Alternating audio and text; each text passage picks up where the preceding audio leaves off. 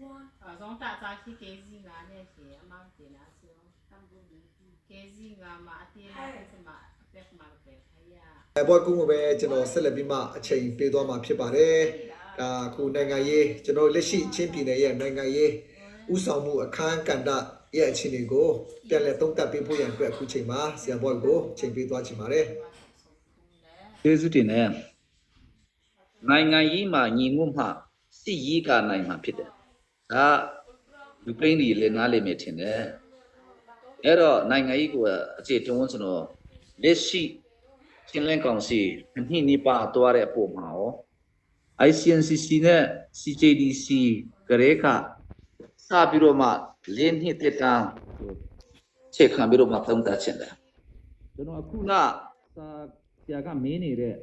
အေးကိစ္စတို့ဘာတို့ရွေလေကိစ္စတို့က TVB အေးမဟာမိတ်ကနဲ့ဖက်ခွာတဲ့အချိန်ပေါင်းစည်းတဲ့အချိန်ကြရင်တော့ဒါကြောင်းပြန်ဖြစ်သွားမှာပါပြန်နိုင်သွားမှာပါဒါနေဆိုတဲ့ဥစ္စာကတနတ်နဲ့နိုင်လို့မရပါဘူးကျွန်တော်တို့ကပြန်ညီသွားတဲ့ချိန်ကြတော့ကျွန်တော်မှစကားကိုမှတ်ထားကြတဲ့ချိန်တယ် CB က AA ကနဲ့မဟာမိတ်အနေနဲ့ပြန်ထွက်ခွာတဲ့ချိန်နောက် TB ဆိုတာနဲ့ CC ပြန်ပေါင်းတဲ့အချိန်အဲ့ဒါနောက်ပိုင်းကျတော့ပလျောဝကကျွန်တော်ချင်းပြည်ပြန်ဖြစ်သွားမှာအဲ့ဒါတော့တည်ချာဒါမဟုတ်ဘူးဆိုရင်တော့ဒါရခိုင်ပြည်နယ်မှာပဲကြံခဲ့ဦးမှာဒါတွေကတော့ဒါထုံးစံပါပဲအခုကပြည်နေရာကိုရောက်နေတယ်လေဆိုရင်တော့ကျွန်တော်တစ်ခါတလေဟိုဒါပေါ့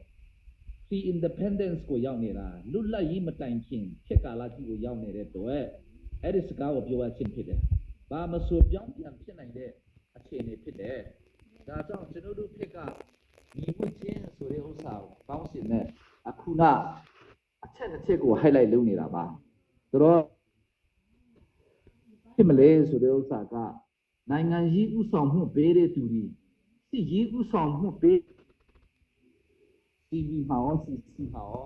ပြန်လဲတောင်းတရမှာတော့မကောင်းဘူးဆိုရင်တော့အခုနပြောသလိုအနာစုကြဖို့ပါပဲအဲ့ဒါတွေကိုကျွန်တော်ပြောချင်တာဆိုတော့အခုတော့နိုင်ငံရေးကိုပြန်သုံးသပ်ချင်တယ်နိုင်ငံရေးကချင်းပြည်တီဆောက်ရေးကိုဆိုလိုတာချင်းပြည်ကိုဘယ်လိုတီဆောက်ရမလဲဆိုတဲ့ဥစ္စာကနိုင်ငံရေးရဲ့အခရာပဲဆိုတော့ချင်းပြည်ကတော့ချင်းလင်းကောင်စီကတော့ဘယ်လိုတီဆောက်တယ်လဲဆိုရင်တော့လောလောဆယ်ဒီထောင်စုခေတို့ကလို့ရမှာပေါ့နော်မရှိသေးတဲ့အတွက်ချင်းပြည်ဆိုပြီးတော့မှချင်းပြည်ကိုနာမည်ထည့်တာလောလောဆယ် Confederation နဲ့တွားနေတယ်လေ Confederation ဆိုတဲ့ဥစ္စာကတွားချင်လို့လည်းမဟုတ်ဘူးကျွန်တော်တို့ဖွဲ့စည်းပုံအခြေခံဥပဒေမှာတောင်းပန်ရေးထားတယ်2023ချင်းလင်းမှာ Federal နဲ့တွားရမယ်ဆိုတဲ့ဥစ္စာတော့ရေးထားတယ်တော့အကောင့်ထဲမှာပေါ်သေးခင်မှာကြတော့ကျွန်တော်တို့က Confederation ပုံစံနဲ့တွားတော့အဲ့ဒီချင်းပြည်ကိုဘယ်လိုတိဆောက်တယ်လဲဆိုရင်ဒီဒေတာနဲ့တိဆောက်တယ်လို့ကျွန်တော်တို့ကလုပ်ထားတယ်လေ KID ဘာတွေညာတွေကအဆင်မပြေဘူးနောက်ပြီးတော့မှအခုလေးရှိမြို့ရှိပိတာသူတွေဟာဥပမာလူမျိုးတွေစုတွေရှိတယ်လူမျိုးစုတွေရှိတယ်အဲ့ဒီလူမျိုးစုတွေကသူတို့နိုင်ငံရေးကစားချင်တယ်နိုင်ငံရေးကစားကွင်းလို့ရှိတယ်နိုင်ငံရေးကစားချင်တယ်လို့ပဲနိုင်ငံရေးကစားနေဖို့ကွင်းလို့ရှိတယ်ဥပမာပြောရမယ်ဆိုရင်တော့ဝမ်ငိုရမ်ဆိုရင်တော့ဝမ်ငိုရမ်ကိုဥပမာဖြစ်ချင်းပေးမယ်နော်အဖြစ်လို့လဲဆိုအခုလက်ရှိပြိပခဖြစ်နေတယ်လို့ကျွန်တော်တို့တမ်းမှတ်ရမှာဖြစ်ဝမ်ငိုရမ်ကအရင်တော့ကဘယ်မှာပဲရှိတယ်လဲဆိုရင်တော့ဦးမြုပ်နေတော့ကဖလားမြုပ်နေမှာပဲရှိနေတာကိုဖလားမြုပ်နေမှာရှိတော့ဝမ်ငိုရမ်ကဘယ်တော့အခါမှလွတ်တော်အမတ်ဒီပါရီမဖြစ်နိုင်ခဲ့တော့ဘူးလေအဲ့ဒါဆရာတို့သုံးသပ်ဖို့ကတော်မလွယ်ဘူးနိုင်ငံကြီးဆိုတာမေတ္တာစေတနာနဲ့လာမှာမဟုတ်ဘူးရော့အဲ့ဒါကတော့နိုင်ငံကြီးအာဏာကိုခမည်းတော်မေတ္တာစေတနာနဲ့ပေးမယ်ဆိုတာမရှိနိုင်ဘူးနိုင်ငံကြီးအာဏာဆိုတာဒီတူလူထုကနဲ့တစ်စစ်အဲ့ဒါကြောင့်ပြည်သူလူထုလို့ပြောတဲ့နေရာမှာဝမ်ငုတ်ဒေတာမှာရှိတဲ့ဝမ်ငုတ်လူမျိုးတွေကဖလားမြုပ်နေလူများစုမှာပဲတွားနေတဲ့ခါကြတော့ဘလောက်ပဲတော်ဘလောက်ပဲဖျက်ခင်ကဒါဖြစ်ပါစေဆိုရင်တော့မှာတော့ တမျိုးပေါ့လူရီအနေနဲ့တော့ဟောလို့လူမျိုးတွေကမြန်မာနိုင်ငံအစ်စ်မှာရောနောက်ပြီးတော့မှချင်းပြည်နယ်အစ်စ်မှာရောလူရမရောက်တော့ဘူးတနိုင်ငံကြီးအမြင့်ချွေချင်းခံရတာပေါ့ခုနေ့လည်းကောင်းမဲ့တိမြို့နေမှာလည်းပဲလူမျိုးစုဖြစ်သွားပြန်ပြီဟောလို့လူမျိုးတွေကအဲ့တော့သူတို့ကအရညိနာတာပေါ့အဲ့ဒါနိုင်ငံရေးကိစ္စကိုပဲပြောတဲ့တယ်စီးပွားရေးကိစ္စတွေဘာတွေကတော့မပြောတော့ဘူးနော်နိနာနေတဲ့ဥစ္စာကရိခဒာမြုပ်နေရိခဒာမြုပ်ဆိုတာသူတို့ကရှိပြီးသားဟောလို့နေတာအဲ့ဒီဥစ္စာကိုတီးတန်အုပ်ချုပ်ခွင့်ပေးပါ direct ချင်းပီကိုတက်တွေ့ပါဖလားမြို့နေရော CNO ကိုမတွားနဲ့တော့ချက်ချင်းလက်ကောင်စီကိုတောင်းခံရမယ်လို့ကျွန်တော်တို့လူချင်းတာဒါကိုဖလားက CNO က CNO ဆိုတာလည်းတော်တော်ကြွားကြတယ်နော်ဘာဖြစ်လို့လဲကိုကလေးက CNF တွားလို့တာလဲအဲ့ဒါပြဿနာပဲ CDF ဖလား CDF လို့ရှိနော်နည်းနည်းဟုတ်တူနာမည်ကြီးက CNF လေးပြောသေးတယ်ကမောက်ကမရီဖလားမြို့နေတောင်မှမလွှမ်းခြုံနိုင်ဘူးဟောCNA ကိုဟိုဘာလဲကရောက်ကဆဖြစ်နိုင်တဲ့နာမည်ပဲသူတို့တံပြန်ဖြစ်တာလားတော့မသိတော့ဘူးအဲ့ဒါကျွန်တော်ရဲ့အမြင်ပါဖိုင်းတော့ရတော့ခွန်းထုတ်ကြပေါ့ကွာဆိုတော့ဒါကွိုင်တက်ပြီးတော့မှအခုပြဿနာကလည်းပဲအဲ့ဒါကနေနိုင်ငံရေးပြဿနာစတာငါတို့အောက်မှာပဲနေရမယ်ဆိုတာမရဘူးလေဘယ်သူလေးအောက်မှာပဲနေချင်တော့မလဲကိုဟာကိုနေနိုင်တဲ့သူကကိုဟာကိုပဲနေချင်မှာပေါ့အဲ့ဒါကြောင့်ဒီစီမှာကြတော့ကျွန်တော်တို့ချင်းလင်းကောင်စီက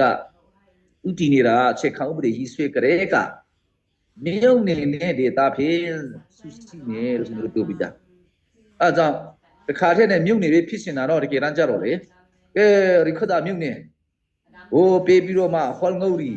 အဲ့ဒါမှသူတို့ဒေတာတွေကိုစုစည်းဟောငုတ်ဒေတာတွေကရိခဒာမြုံနေအဖြစ်ပြောင်းလဲပေးပြီးတော့မှအဲ့ဒါမှဟောငုတ်တွေကပဲဘာလဲဟိုဟာဟောငုတ်ဒေတာပဲဖြစ်ပါစေအဲ့တော့နောက်မှဆိုရင်တော့ရိခဒာမြုပ်နေလို့နာမည်ပြောင်းပေးပါဒီရလည်းပဲမရာဒေတာနေနဲ့လောလောဆယ်နေတာတော့မရာကိုမပြောမထားချင်တော့ဘူးဆိုရင်လည်းပဲအဲ့ဒီမရာဒေတာတွေစုစည်းဖွင့်အတွက်တော့လည်းပြည်မြုပ်နေဆိုပြီးနာမည်ပြောင်းပေးဒါပဲလို့ချင်တာအဲ့ဒါမပေးမချင်းတော့ချင်းပီနေမှာချင်းပီကတော့တိဆောက်လို့ရမှာမဟုတ်ဘူးအဲ့ဒါပေးထားချက်ပဲအဲ့ဒါပြည်သူလူထုရဲ့တောင်းဆိုချက်ပဲအဲ့ဒါကြီးကိုမလိုက်လို့ချင်မဲနဲ့မင်းတို့ကငါတို့ပြန်အုပ်ချုပ်နေဆိုပြီးမှတနတ်တဲ့ချိန်ချောက်တာတို့ဘာတို့ကတော့ရမှာမဟုတ်ဘူးအဲ့ဒါအလကားပဲဖြစ်မှာဆိုတော့နိုင်ငံရေးစုစည်းတဲ့နေရာမှာကတော့ပထမဦးဆုံးနိုင်ငံရေးစုစည်းခြင်းတဲ့ဆိုရင်အဲ့ဒါစုစည်းမဲ့ stakeholder လို့အပ်တယ် stakeholder တွေကဘယ်သူတွေလဲ EAO ထို့တော့အမတ်မြုံနေတဲ့ data အားလုံးသူတို့က stakeholder တွေဖြစ်တယ်သူတို့ကပဲပြည်စည်းပုံအခြေခံဥပဒေ2023ချင်းလဲကိုရေးဆွဲတာအဲ့ဒါနဲ့သဘောတူကြတာအရင်တော့ကကျွန်တော်ပြောထားတယ်လေဥပဒေကုန်းဆိုတဲ့ဥစ္စာတွေပြည်သူလူထုကတိုက်ရိုက်ရွေးချယ်တဲ့ပုဂ္ဂိုလ်မဟုတ်ဘူးနော်လို့ကျွန်တော်ဝန်ခံထားတယ်လေအဲဒါကြောင့်ကျွန်တော်ကပြည်သူလူထုကတိုက်ရိုက်ရွေးချယ်တဲ့ပုဂ္ဂိုလ်ဖြစ်တဲ့အတွက်ငါပြည်သူလူထုအားလုံးကိုစားပြုတယ်ဆိုရင်တော့ကျွန်တော်မှားသွားမယ်တော့တော့ပြည်သူလူထုကတော့အတော်တန်ကိုစားပြုပါတယ်။ဘာကြောင့်လဲ။တော်လှန်ရေးအဖွဲ့အစည်းတွေကကျွန်တော်ကိုရွေးချယ်တဲ့အတွက်အဲ့ဒီတော်လှန်ရေးအဖွဲ့အစည်းတွေကနေပြီးတော့မှကြီးဆွဲထားတဲ့အခြေခံဥပဒေအတိုင်းပဲကျွန်တော်တို့ကကျွန်တော်ကပြည်သူလူထုတိုက်ရိုက်ရွေးချယ်တဲ့ပြည်သူလူထုကိုစားပြုတဲ့သူမဟုတ်ဘူးနော်လို့ကျွန်တော်ဟာခတ်ကနေပြောခဲ့တာလေ။ဒါသိမှန်တာပေါ့။နောက်မှဆိုရင်တော့ပြည်သူလူထုကတိုက်ဆိုင်ရွေးချယ်တဲ့နိုင်ငံရှိဥဆောင်မှုကိုပြန်တွားရမှာအခုလောလောဆယ်မတွားနိုင်သေးဘူးဒီဖွဲ့စည်းပုံအခြေခံဥပဒေကိုထိုက်ကအဲ့ဒါစစ်မရောက်သေးဘူး ICNC နဲ့ CB ကတော့ထားလိုက်ဝေလာဝဲအဲ့ဒါ sorry တို့နိုင်ငံကြီးကတော့ဘာအဆနာမှမရှိသေးဘူးကျွန်တော်ချင်းလဲကောင်စီကချင်းပြည်အခြေခံဥပဒေကအဲ့ဒါတောင်မှတို့ကသဘောမကျသေးဘူးလေဆိုရတော့ပိုကောင်းတဲ့ဥစ္စာပြန်လုပ်ဖို့ရလိုတာပေါ့အဲ့ဒါဘိုင်းကိုတို့မစင်စားဘဲနဲ့နိုင်ငံကြီးတွေလို့ဥဆောင်လို့ရမှာလေဆိုတော့အခုလောလောဆယ်ကတော့ကျွန်တော်တို့ကနိုင်ငံကြီးဥဆောင်မှုပေးနေတဲ့ဥစ္စာတွေ 2023အခြေခံဥပဒေတိုင်းအားလုံးညီညွတ်မှုနဲ့တွားနိုင်နေဆိုရင်တော့နိုင်ငံကြီးဥဆောင်မှုအတည်တည်ငြိမ်ငြိမ်တွားလို့ရတာနိုင်ငံကြီးဥဆောင်မှုတည်ငြိမ်တွားပြီဆိုရင်တော့စီးကတော့စီးဥဆောင်မှုကတော့အလိုလိုနဲ့တည်ငြိမ်ပြီးသားဖြစ်မှာအခုကနိုင်ငံကြီးအောက်မှာစီးကစီးဥဆောင်မှုကလုံးလုံးလျက်လျက်မရောက်နိုင်တော့ဘူးအဲ့ဒါကွာကြတာအဲ့တော့နိုင်ငံကြီးကဘယ်ကနေလာတယ်လဲဆိုရင်ပြည်သူလူထုကနေလာရမှာအဲ့တော့ပြည်သူလူထုကကျွန်တော်တို့ကိုတိုက်ရိုက်မရွေးချယ်နိုင်တဲ့အချိန်မှာကျွန်တော်တို့ကတော့အဲ့ဒီအခြေခံဥပဒေနဲ့ပြည်သူလူထုမနစ်နာအောင်ကျွန်တော်တို့ရည်ဆွဲသွားတာအခြေခံဥပဒေဆိုတာပြည်သူလူထုနဲ့အုပ်ချုပ်ခါတဲ့သူတွေအုပ်ချုပ်တဲ့သူတွေနဲ့အုပ်ချုပ်ခါလူထုတွေကြားမှာ agreement ပြင်နေပဲသဘောတူညီချက်ပဲဆိုတော့2023ချင်းလဲအခြေခံဥပဒေကိုကြည့်မယ်ဆိုရင်တော့ပြည်သူလူထုအတွက်တော်တော်ကောင်းပါတယ်နော်တော်တော်ကောင်းပါတယ်ဆင်ပြေတယ်တော်ဟိုက်ကာလဆင်တော့အဲ့ဒါကိုကျွန်တော်တို့ညီကိုရီးယားမကြိုက်ဘူးပါရင်ကြီးရပြောတော့သူတို့ရည်ဆွဲတဲ့ဥစ္စာကိုပြန်ကြည့်တဲ့ခါကျတော့ပူဆိုးဘယ်တော့မှဆူဆီနိုင်မှာမဟုတ်ဘူးဆိုတော့အခုကတော့ကဲ National Council အနေနဲ့ပဲပြန်သွားရမယ်ဆိုပြီးတော့မှကျွန်တော်တို့ညီကိုမီဇိုရမ်တာဝန်ရှိပုဂ္ဂိုလ်ရနာမည်ဖြည့်ပေးတာပေါ့အကောင့်ထဲမှာပေါ်သေးဘူးဆိုတော့အခြေခံဥပဒေအတိပြန်ဆွဲရမှာပေါ့အဲ့ဒီအခြေခံဥပဒေအတိကိုပြန်ဆွဲပြီးတော့မှစီရီကိုအဲ့ဒီနိုင်ငံကြီးအောက်မှာ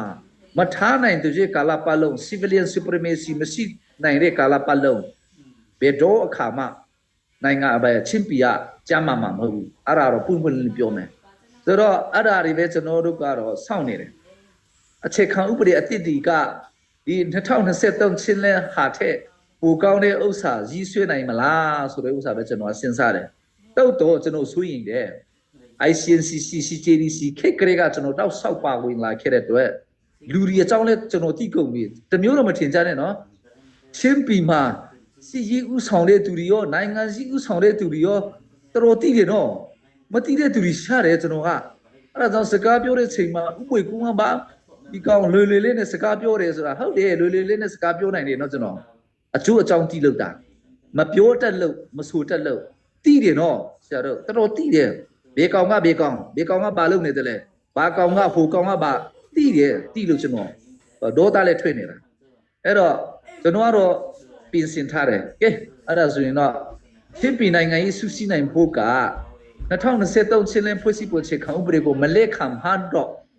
အတိပြယူဆကြတာပေါ့အဲ့ဒါချိန်ကြရင်တို့လက်ခံအောင်မလားလို့ဆိုတော့မြေခွန်းထုတ်ချင်တယ်ဒါတော့မလက်ခံတဲ့သူတွေကတော့တခါတလေကြတော့နောက်ဆုံးအနေနဲ့ပြောချင်တဲ့ဥစ္စာကအခုချင်းပြည်ကတီဆောက်နေတာအတစ်လုံနေတာကောင်းပီတာနေရာမှာနိုင်ငံရေးလောက်တာလွေးတယ်ဆရာတို့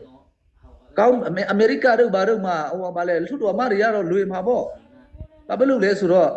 အစင်ပီပီတာဒီမိုကရေစီတိုင်းပီပီတာသူကသူလမ်းကြောင်းစီပီတာကျွန်တော်တို့ချင်းပီကအခုကအတစ်ပြန်လုံနေတယ်ဆိုတော့အတစ်လုံတဲ့နေရာတိုင်းမှာစုစည်းတဲ့နေရာတိုင်းမှာအခက်ခဲဆုံးကဘာလဲဆိုရင်တော့လူပဲမူဘလောက်ပဲဆွဲလူကဖောက်ပြီဆိုဖောက်ပြပြီအဲ့ဒါမဖွဲ့စည်းနိုင်လို့ဘူးအဲ့ဒါကြောင့်နိုင်ငံမကောင်းတဲ့အတွက်ချင်းပီကိုအတစ်တီစောက်နေတဲ့ကာလဖြစ်တဲ့အတွက်လူလိမ်လူညာတွေကတော့လူလိမ်လူညာတွေရှိတယ်ဆိုရင်ဖယ်ထုတ်ရမယ်မဖယ်ထုတ်လို့မရဘူးကျွန်တော်အတွေ့အကြုံရပျက်စီးသွားမယ်မြန်မာနိုင်ငံအရင်တုန်းကမတီဆောက်နိုင်ခဲ့တာပါကြောင့်လဲဆိုတော့ဘူချုံအောင်စားတာတက်ရှိမယ်ဆိုရင်တော့ဟုတ်တုတ်ဖြစ်မှာနောက်ဆုံးကျတော့ကလိန်ကကြစ်တီလာတဲ့ခါကျတော့တို့ရဲ့တိုင်းရင်သားတွေအကြိုက်မဟုတ်တော့ပဲတော့လေမူကြောက်မဟုတ်ဘူးလူကြောက်အဲ့ဒါကြောင့်ခုလေချင်းပီတီဆောက်နေတဲ့ကာလဖြစ်တဲ့အတွက်ဘလောက်ပဲပညာရှိပါစေဘလောက်ပဲအတားမြင့်ပါစေဘလောက်ပဲတော်ပါစေကလိန်ကကြစ်လူလိန်လူညာဖြစ်မယ်ဆိုရင်တော့အခုကလေးကနဲ့ပြည်သူလူထုကဖယ်ထုတ်ဖို့လိုတယ်ဘလောက်ပဲညံ့ပါစေဘလောက်ပဲစာမတော်ပါစေယူသားဖြောက်မှတ်တဲ့သူတွေဆိုရင်တော့ကျွန်တော်တို့ကချင်းပီတီဆောက်တဲ့နေရာမှာအသုံးပြုရမှာဖြစ်ပါတယ်ချင်းပီကိုအဖွဲ့အစည်းကိုဖြစ်စည်းတဲ့သူတွေကပညာလူအားတွေမဟုတ်ဘူးယူသားတဲ့သူတွေမဟုတ်ဘူးပညာမဲ့တဲ့သူတွေမဟုတ်ဘူးပညာတတ်နော်အမေရဖြစ်စည်းတဲ့အတွက်ခုတော့ချင်းပီတီဆောက်နေတဲ့ကာလဖြစ်တဲ့အတွက်လူတော်လူကောင်းရှာရမယ်လူတော်လူကောင်းမရှိဘူးဆိုရင်လူကောင်းကိုအများကြီးရှာဖို့လိုမယ်နော်လူတော်ဖြစ်ပေမဲ့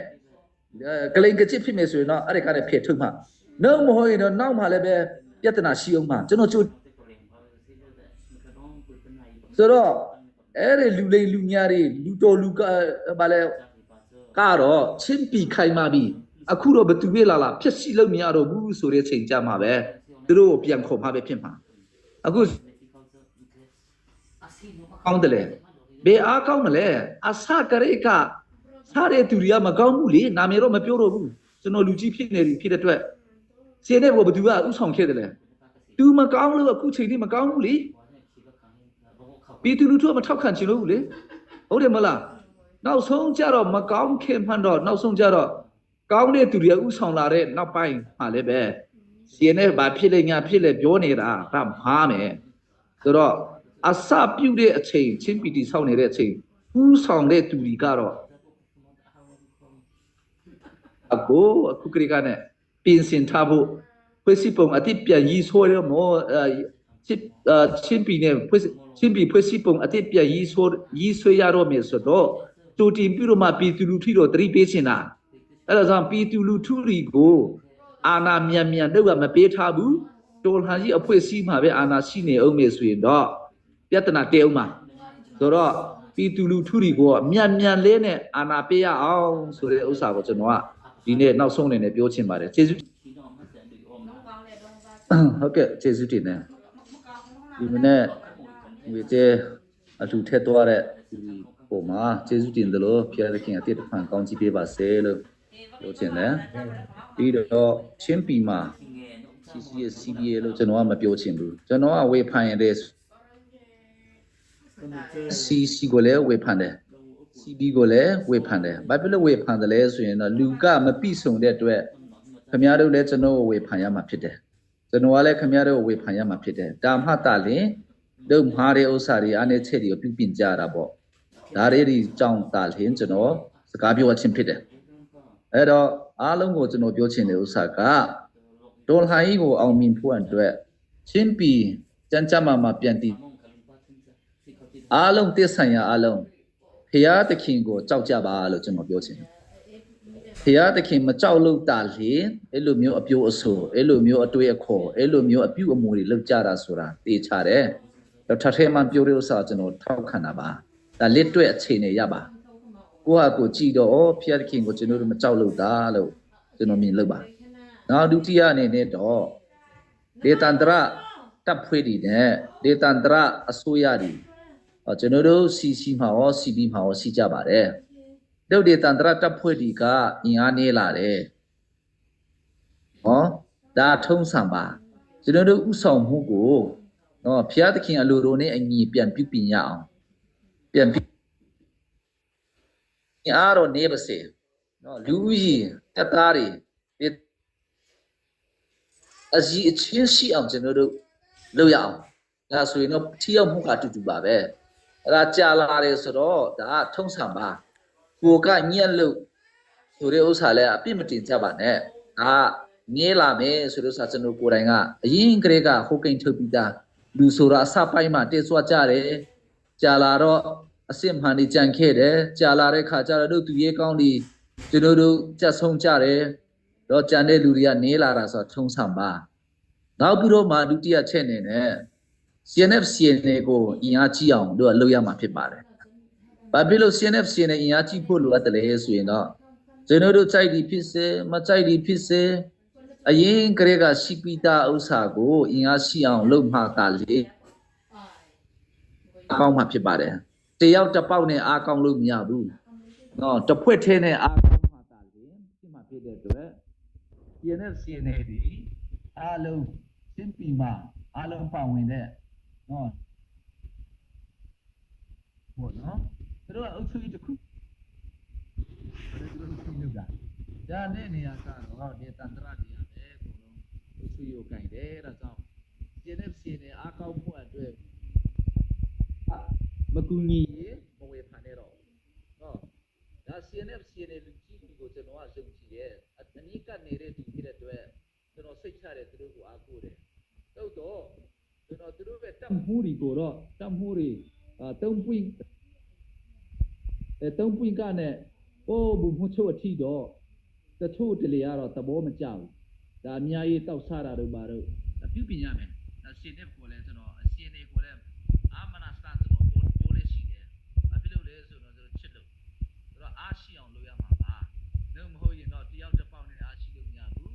တယောက်တစ်ပေါက်အားပြန်လို့မရဘူးဒီတန်ត្រတပ်ဖွဲ့ဒီကတော့နာမည်ကို၌က